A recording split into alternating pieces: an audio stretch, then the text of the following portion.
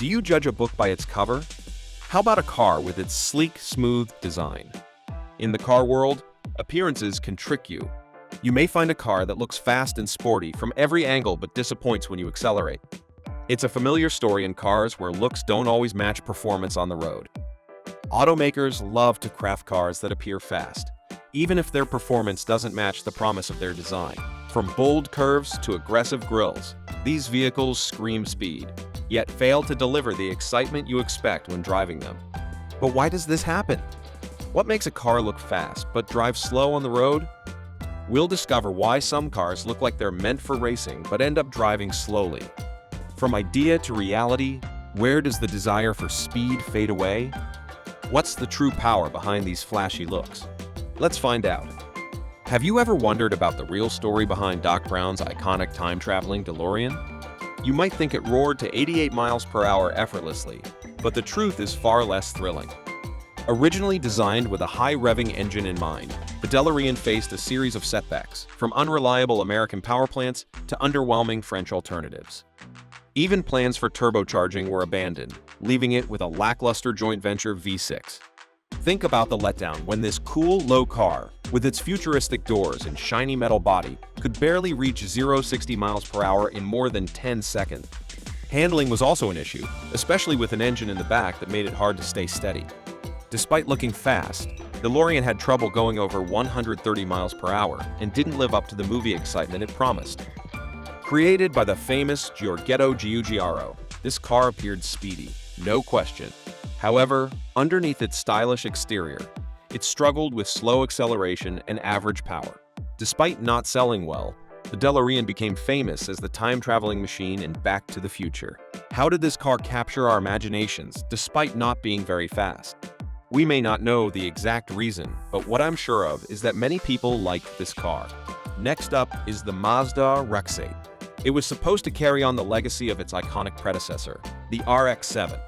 The RX-7 was a turbocharged lightweight sports car, packing an impressive 276 horsepower from a tiny 1.3-liter engine.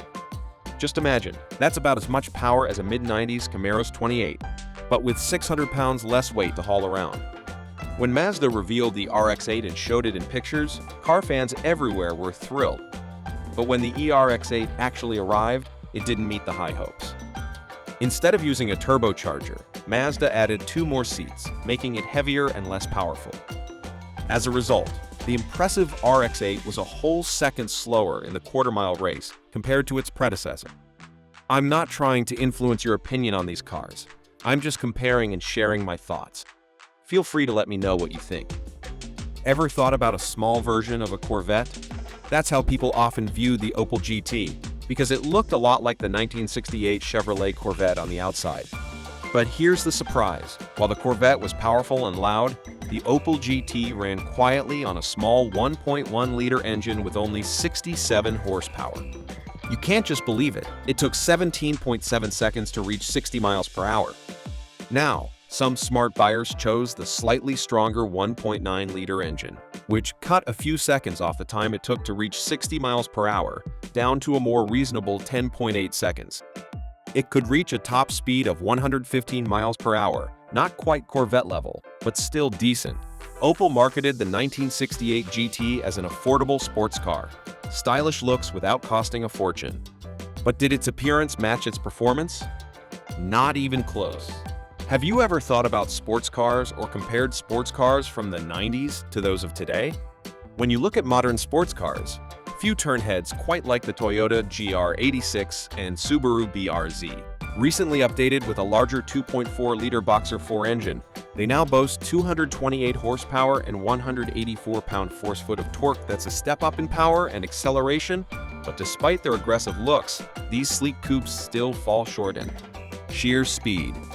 Critics have called them the Toyobaru twins, a collaboration between 2 Japanese automotive giants, aiming to recapture the spirit of the legendary 2000 GT. However, Toyota initially aimed to play it safe with a design reminiscent of the Corolla. Subaru intervened, resulting in lightweight cars weighing just 2,700 pounds and delivering exceptional steering and handling dynamics, qualities that shine brightly in this affordable package. Yet, for all their sporty appearance, the reality is more grounded. With horsepower comparable to an RX-8 and torque akin to a typical four-cylinder sedan, the FRS/BRZ duo won't win any drag races. They've been likened to attempting to compete with a Renault Clio in a straight line, Subaru's commitment to a flat-4 engine, and both brands' choice to forgo turbocharging prioritize handling finesse over raw power. With 197 horsepower, these coupes aren't breaking speed records, but they capture the spirit of classic sports cars. A finely tuned chassis that maximizes every bit of horsepower, showing that driving pleasure is more than just numbers. It's a reminder that in the world of sports cars, balance and excellent handling often matter more than sheer speed. Some cars don't match their disappointing performance, regardless of their price. Don't get me wrong. Just hear me out. The 2000 Toyota Celica arrived boldly with ads saying it looks fast. It had an action package with a fancy spoiler, body kit, and updated front look, aiming to attract younger buyers to Toyota's lineup under Project Genesis. But despite its cool design and efforts to appeal to sporty looks, the Celica didn't perform as well as expected. First designed as a rear-wheel drive legend, the Celica changed to front-wheel drive during its 35 years on the market. By its 7th generation, Toyota aimed to make the Celica more lively with a lighter and supposedly quicker design. However, the actual performance was disappointing, especially with the base model's 140 horsepower 1.8-liter engine, which didn't have the power to match its sporty looks. Even the more expensive GTS version, which had 180 horsepower and a 6-speed gearbox, didn't thrill fans because it was hard to customize and couldn't handle turbocharging well. Toyota tried to sell the Celica as a fun, affordable sports car for young people, but it didn't live up to expectations for speed and performance. Despite catchy ads and a sporty look, the Celica didn't attract the young buyers Toyota wanted. As interest in coupes decreased, sales went down, leading Toyota to stop selling the Celica in the US by 2005. A year later, they quietly stopped making the Celica altogether, ending its long history in the automotive world. I know some of you may not think our last car belongs on this list, but I understand. But in 1980, Chevrolet dealt with a tough time for American sports cars, especially with the Corvette C3. To comply with strict emissions rules in California, Chevy reluctantly installed a smaller, less powerful engine, quite different from the strong V8 in previous models. This special California edition Corvette, sold for only a year, had a 305 cubic inch V8 engine that produced just 180 horsepower, disappointing enthusiasts who were accustomed to more power. Across the rest of the US, the C3 fared marginally better with a 5.7-liter engine producing 230 horsepower, still modest by previous standard.